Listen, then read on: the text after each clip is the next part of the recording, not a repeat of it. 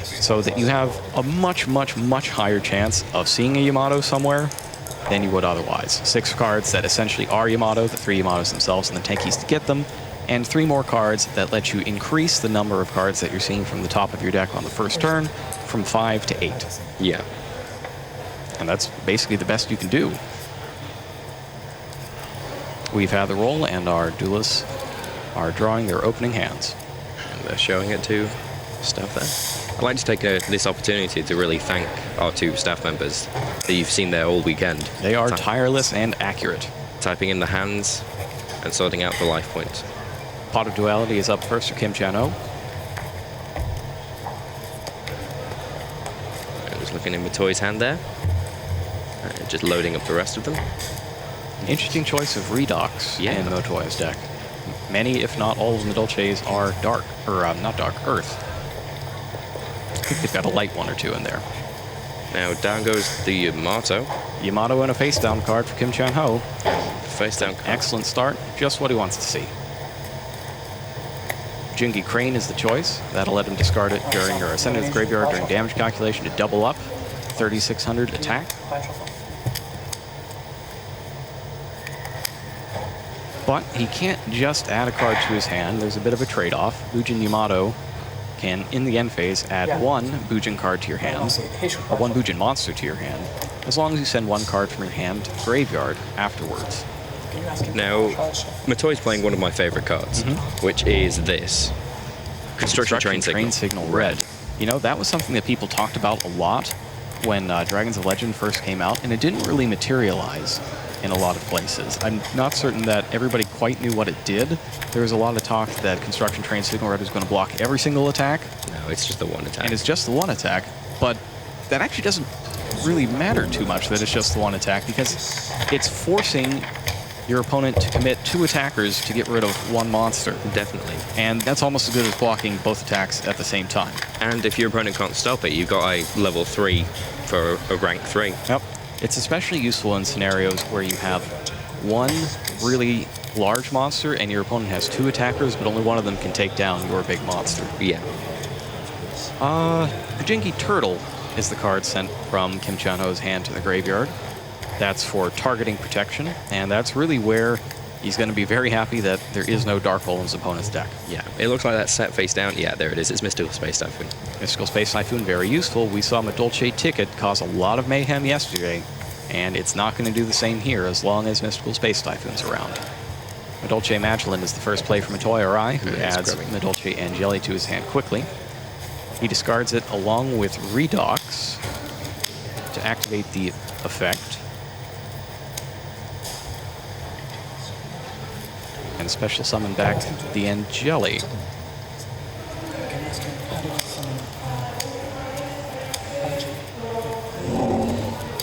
There was no target for the effect of Redox. So it looks like they're having just a discussion to let them know that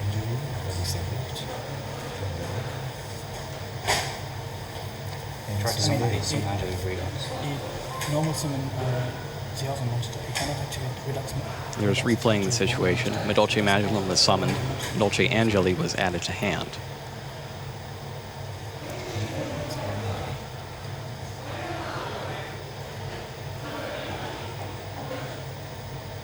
In a case where you have an effect that targets, and there is no target for the effect, you cannot activate you are not allowed to create a target by activating the card.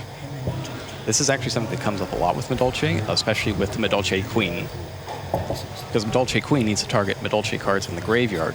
And the trouble with using her, despite her extremely powerful ability, is that it's difficult to get cards in the graveyard. Yeah. And that is what stopped Madolche from taking off early on, until they got Madolche Angeli.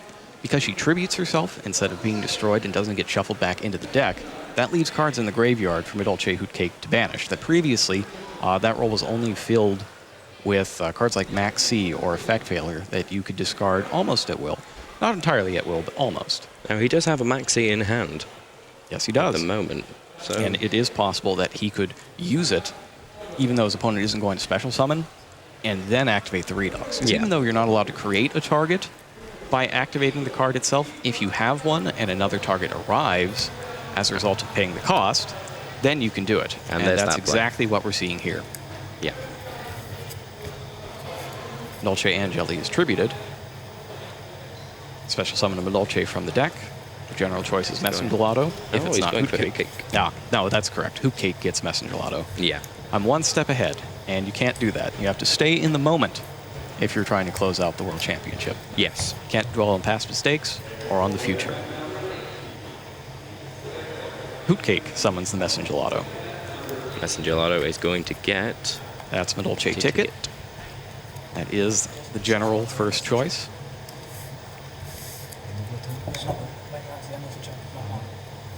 Now he's got 2 level 4 monsters.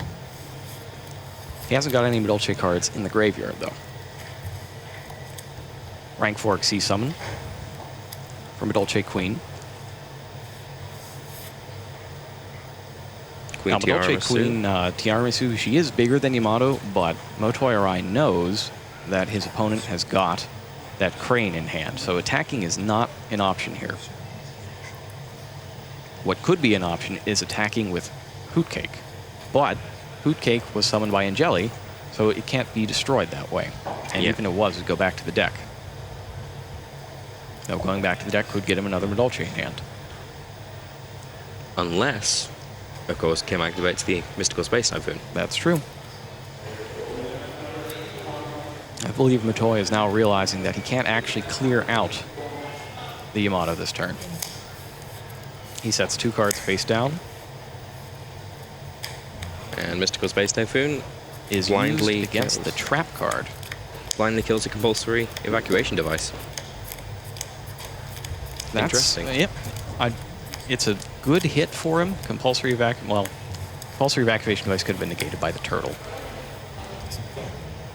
Personally, I think I would have gone for the ticket. Yeah. That's going to stop a lot of search. But I believe what's going on in Kim Chan-ho's mind is that he needs to put a stop to all this Medolce before it starts. Yeah. And he knows he can't take out the Hoot Cake in battle. But the Medolce Queen has no such protection. Okay. There's a Upstart Goblin. That's the 1 copy that he plays.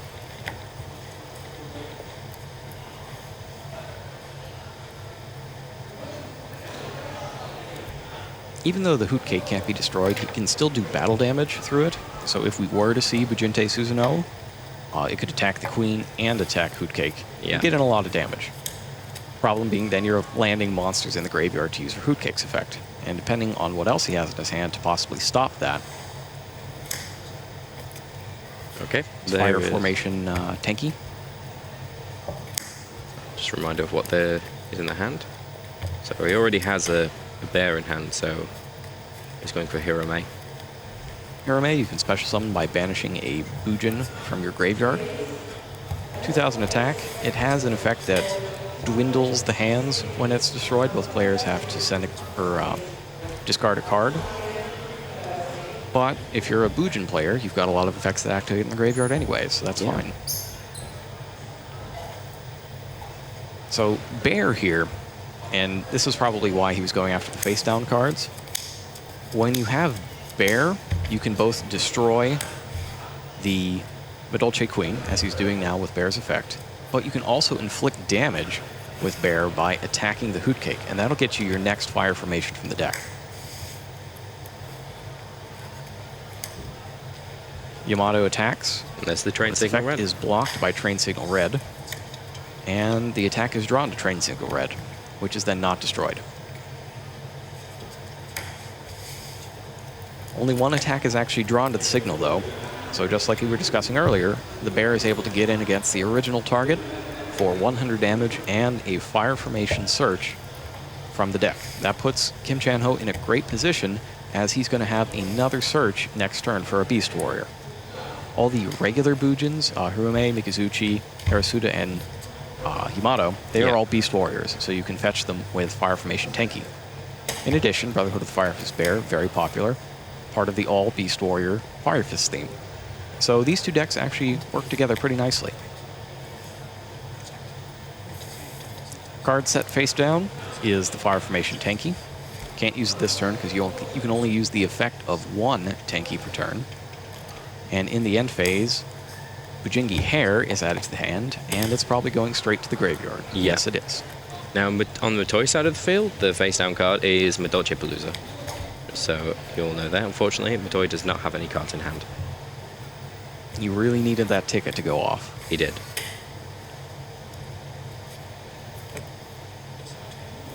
Kim Chen-ho is now locked and loaded with both of his protection effects. So really the only way that Yamato, well, all of three if you count the crane in hand, so the only way Yamato's leaving the field is if it gets taken out by a Medolce Queen. Hootcake is here till the end of this turn, at which point it'll be shuffled back into the deck. Yeah. And now there is plenty of material in the graveyard to banish for its effect. Now, there's a fire hand that's going to come down. It's good for one half of a rank 4, but not for a Medolce Queen. Yeah.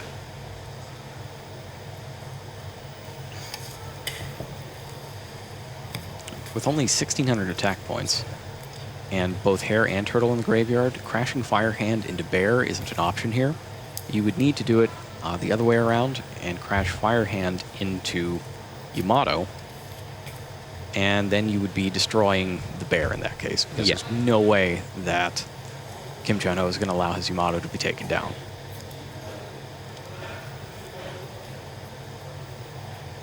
Two level 3 monsters also on the field. One possible play would be to use Hootcake to summon, and then use Train Signal Red and Hootcake to Xyz summon Leviair and bring back Angeli. I think he's... You could wall up with Mep-Whipped Engineer. Yeah, and there's the Leviair. But he's going to go with the Leviair. Interesting that he did not use Hootcake's effect first to pick up the Medolce Chateau. And Angeli hits the field. He already knows that that's a face-down Tenki, so he doesn't have to fear from it. Yep. He does also know that there's a crane in hand, though. And there's another Hootcake. Second Hootcake to the field. Hootcake banishes Angeli once again, so if Leviair stays on the field, he'll be able to recycle that very same Angeli once again. And there's the Messenger Lotto. And I'm pretty sure he's going to go for a Chateau. Which is good, really. I mean, it's going to be... Let's just check in on Hootcake's text for a second. Sure thing. I believe that would give us the reason why he did this. Yes, you can only use the effect of one Hootcake per turn. It's not a regular once per turn. So he can only use one of them anyways, so either order works. Medolce Chateau is played next, and that'll shuffle all of the Medolces back into their respective decks. Queen to the extra, the rest of the main deck, and because they've been returned, Medolce ticket. Another Angeli. So now he's got two potential Angelis each for the next turn. You can only use one of them. Yeah. But that means that if your opponent negates one of them, then you still have a backup. Now, as far as I can remember, he hasn't actually made his normal summon. Oh, he's Medolce Palooza. He's going to go with Palooza. Palooza puts the level 4 Angeli on the field, where it can be used along with the Messenger Lotto to get that queen right back. Queen is activated. Or not, because there is a Medolce card, yes, the Medolce Palooza. He just wasn't put in the graveyard yet. Yeah. So, like we said before, there was one target, a second target is created, so he can target both cards with Medolce Queen. And when the effect resolves, both the Tenki and Yamato are shuffled back into the deck. A nice play. And that is about as good as it can go. This is the exact scenario why we would say that Medolce has an advantage in the Bujin matchup, and it's really showing here. And there's the Fire Hand. Normal summon used on Fire Hand, and Fire Hand crashes with Bear. Interesting. 1,500 damage next, then 18, then 27, because the Queen is boosted by 500. I do believe Hootcake was on 2,000. That's right, Hootcake's at 2,000 because of the Chateau. So 2,000, 27, and 18 makes for a large chunk of damage. Just interesting to look at tiramisu, because tiramisu, which is what she's based on, is a coffee cake. And she looks really, really relaxed to say that she's made of coffee. Oh, that's because she's the Queen. I guess. You're always chill if you're the Queen. Well, that's true. Unless it's decaf. Decaf tiramisu. Has anybody heard of that? No. Is that a thing that gets made? I don't know. Maybe. That's an impressive field. It's an impressive field, and with what's in Motoi's hand, it's going to be very difficult to mount a comeback against it. He does have the Harume as a special summon, and he's drawn a Mikazuchi. So what could happen here is we could see Susanoo, God of Storms, blow everything away. Harume is special summoned. Hair is next. And the two are combined.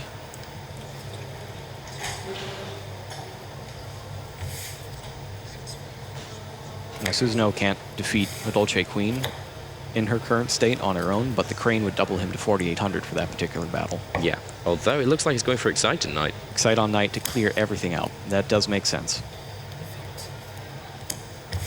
That'll take out all of the spells and traps as well. So both the Chateau and the ticket are gone, and the threat is over. All of a sudden, everything was blown away, but it wasn't the Bujinte doing it.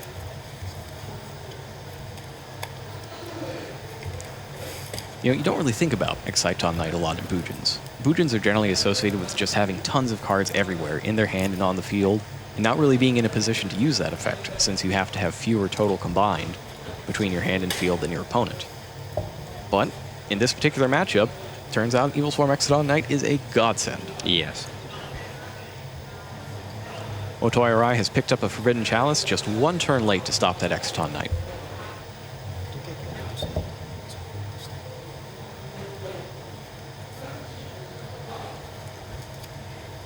And about the best he can do here is set it and pass. At this point, you kind of have to make a bluff, do something to try to get yourself back in the game. Yeah. You're not going to be in a position for quite a while where the Excite on Knight is going to be able to wipe your field out again. So this is just about the best Motoi Arai can come up with for the moment. I mean, he doesn't really want to activate the Excite on Knight's effect again, because then he's not going to be able to do any damage. And can't anyways. Mikazuchi's up next. Attacks directly, as does the Knight. That's 1,900 apiece.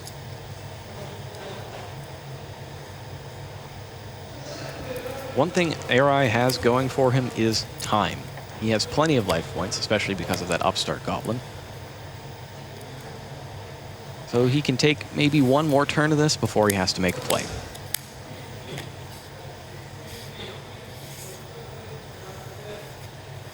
And it appears that he has drawn Effect Veiler. Effect Veiler.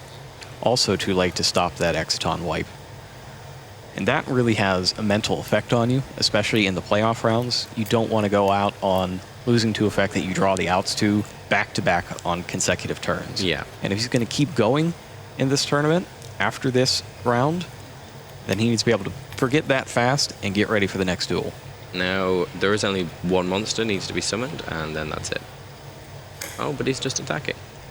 That bluff is buying Arai more time than expected. Mikazuchi would have been enough attack points to finish the thing right here and now. And unfortunately, Dark Hole, although it would be a good out, he doesn't actually run it in his main deck. Once again, coming back. It'll probably be back into his main deck after this game, though, if I were to guess. Yeah. Taking his time, making sure he knows exactly how many life points he has left. No Soul Charge in Arai's deck, though. One copy in Kim Chan-ho's. He comes up with a Magellin and checks his Forbidden Lance, thinking about using it as a battle outcome changer. That'll only get her up to 1,800, though, which isn't enough. And Jelly's added to the hand. Maybe with the searches that he's doing. If he's got enough Earth monsters, he could throw Redox, Dragon Ruler of Boulders, into the way.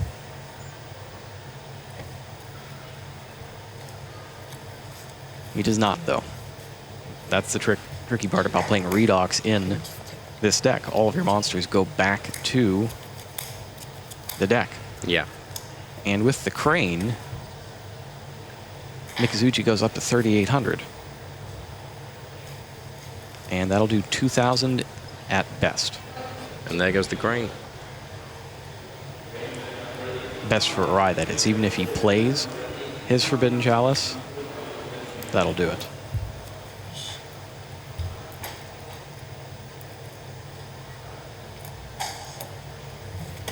And that's it. And that wraps up the first duel.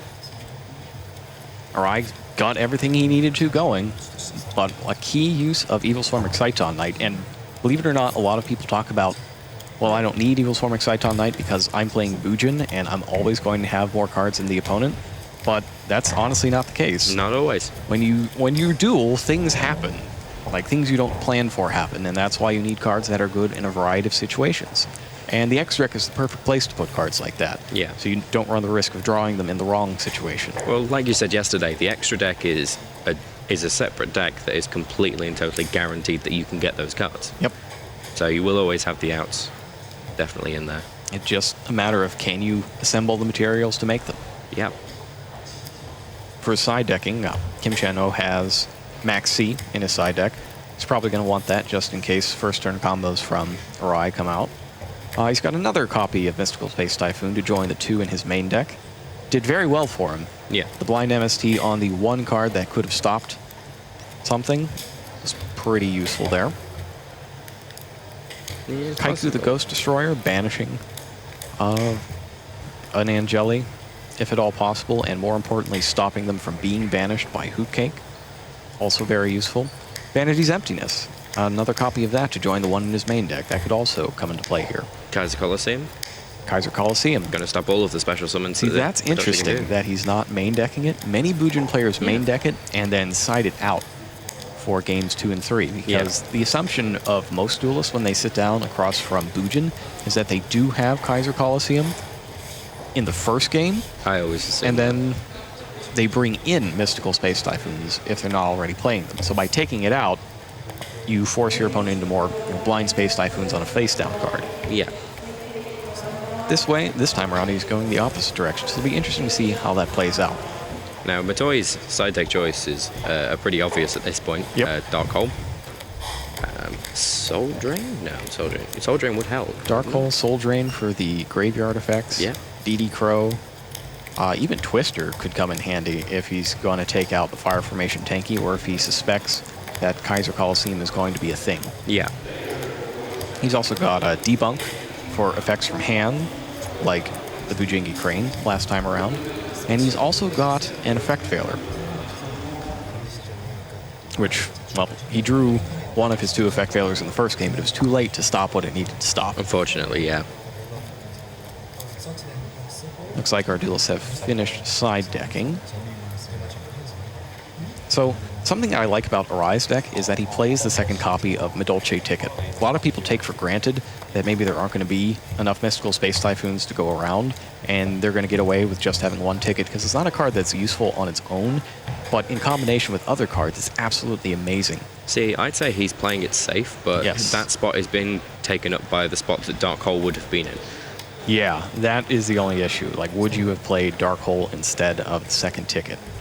I don't know that that's the spot that I would have used for Dark Hole. I actually, like, even though it really worked out for him in the first duel, I don't like the Redox in this deck. 3 face-down cards starts off the duel for Motoi Arai, who opted to go first.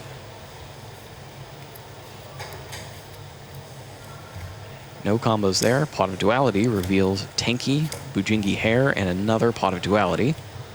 Tenki's the usual choice here because it will directly go and get you the card that you want. He takes it. Motoi has a Forbidden Chalice, a compulsory evacuation device, and Medolce Palooza. Forbidden Chalice is interesting because it stays active until the absolute end of the turn. So he could use it to prevent Bujin Yamato from using the search and dump effect. Yeah. Tenki is activated. Yamato is the easy choice. Oh, it's compulsory escape device, sorry. Oh, that's interesting. Wow. So I think he's banking on, well, return my Medolce to the deck by a card effect. Yamato summon declares a direct attack. And 1900 damage gets through because, remember, the fire formations all grant a passive continuous attack boost to all your Beast Warriors. Which opens it up to the Overworked and extra deck Ragna card. Zero. There we go. I completely and totally forgot what Ragna Zero's name was for a second. Which Motoi is running.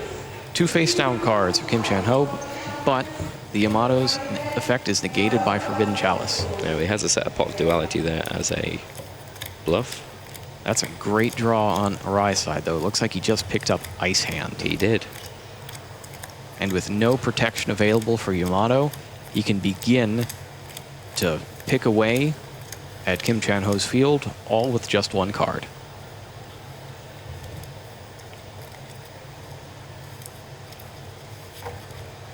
No Medolce monsters at all, though. No. Too many is a problem, but none is an even bigger problem. Yes. Especially with the Medolce Palooza you can't use. Yes. It's got to be happy with that Ice Hand, though, as long as it resolves. Yep. Ice Hand's on the field. Attacks into Yamato. What's he going to destroy? It's probably going to be one of the face downs.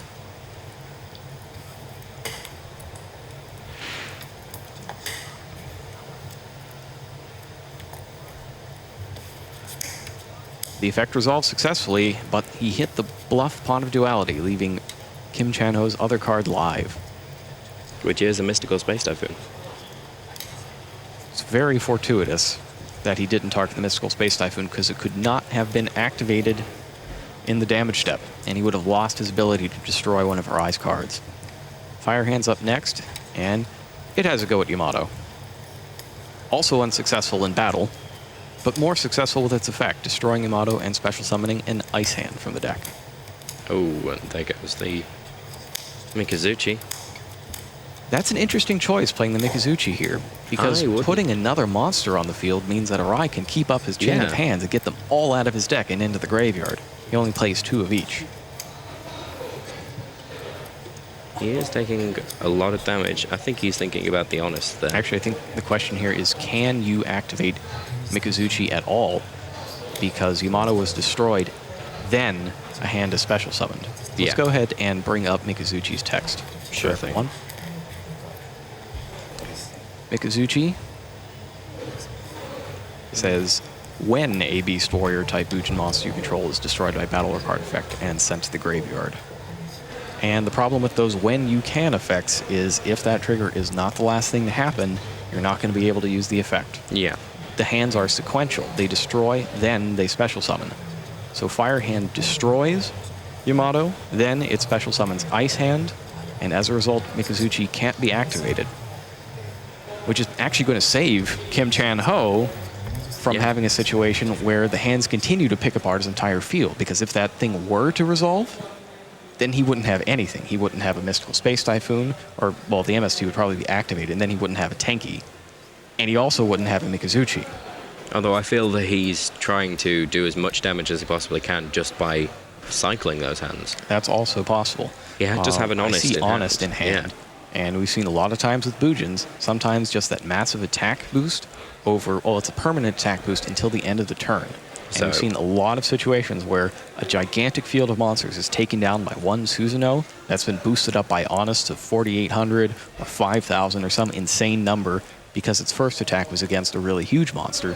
It then goes on to completely decimate the opponent's life points through the much smaller monsters. So if the hand was to attack and he used Honest, it's going to be a further 3,200 damage to his life points to get the rest of them off. I mean, Arai only has 5,300 right now. But that would be the price that you pay. It is. And a lot of times, it's like we say with Soul Charge all the time, your life points really do matter right now. They aren't just a resource to be used to block attacks while you try to draw into your better cards. And it looks like we have resolved the situation in our match. Mikazuchi remains in hand, and Ice Hand is summoned. You can see where Kim was trying to go, because he does still have a Brotherhood of the Fifer's bear in hand. It's got the bear as well. Ice Hand is summoned, and it's still the battle phase, so Ice Hand attacks directly. A lot of extra information for Arai there. Now he knows what his opponent has in hand. In the end phase, Mystical Space Typhoon is used against the newest set card, which was a Forbidden Lance.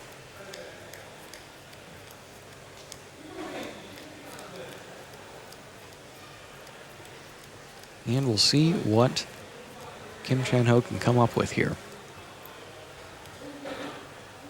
He could get another fire formation out of his deck by attacking with the bear. But it's a bit of a tricky situation with the ice hand there. I think the play here is to summon bear and send the Tenki to the graveyard to destroy ice hand so that it has no targets left on the field. Yeah. And he's picked up his 1 soul charge. Bear is the play. Yep. But it depends whether Motoi decides that he really wants to activate that compulsory escape device. There it is. And he does, because he knows what will happen if he doesn't.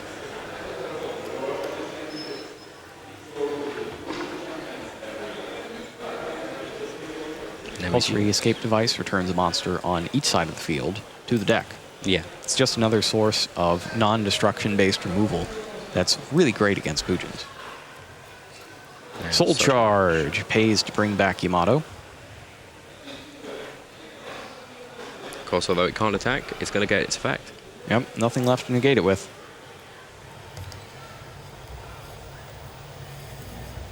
Yamato's effect is activated.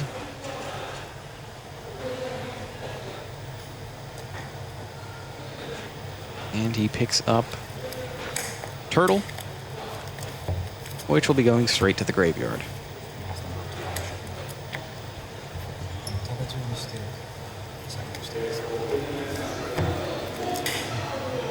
And now Motoi Arai, who's in a matchup that's generally in his favor, is in desperate need of one of his Medolce monsters. In fact, he could really use an Angeli or Hoot Cake right now.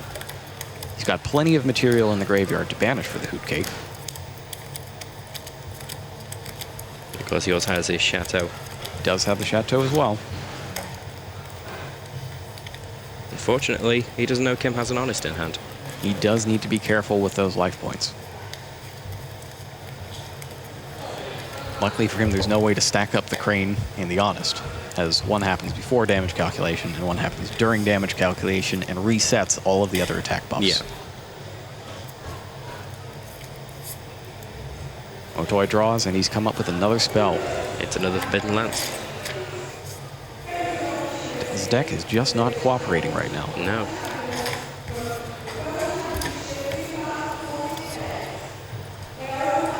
Sets the Lance, passes back. And now Kim Chan-ho has to be looking to end the duel as quickly as possible. He normal summons Mikazuchi and attacks with it. Forbidden Lance is played to save some life points, sending Mikazuchi down to 1100. 1900 from Yamato, though.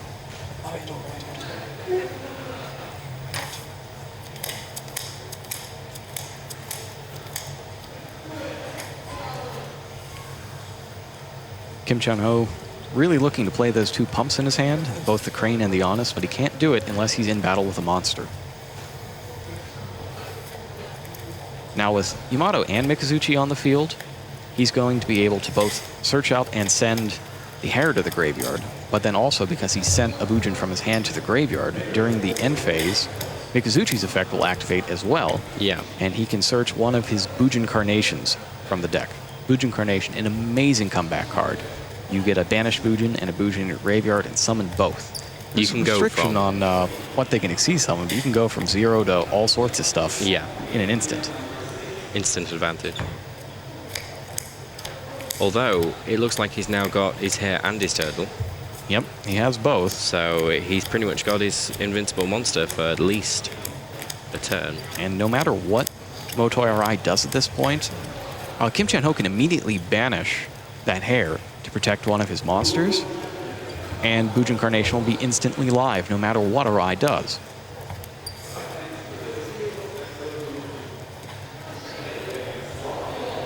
Let's just take a look at Bujin Carnation. It does have the whole Cyber Dragon clause, though.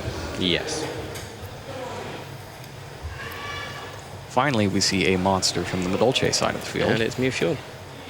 But it's the one that you absolutely need another monster to make use of. Yeah. And there's its set. Still works as a defensive wall, though. And Medolce Chateau is played to increase its defense points to a whopping 800. Mikazuchi attacks. Mewfuel's returned to hand. Chateau lets him redirect that. But in the end, it's going to be 1900 damage from Bujin Yamato. That takes him down to 400. Or rather, he's going to block the attack with Palooza. Smart move. Almost forgot he had that Medolce Palooza set there because he didn't have any monsters to use it with.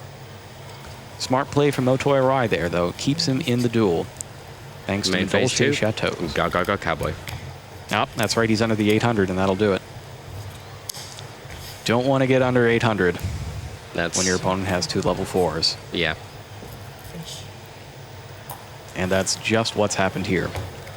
Go, cowboy. Just such a good card. Kim Chan-ho takes a 2-0 win over a deck that normally he would have trouble with. Yeah.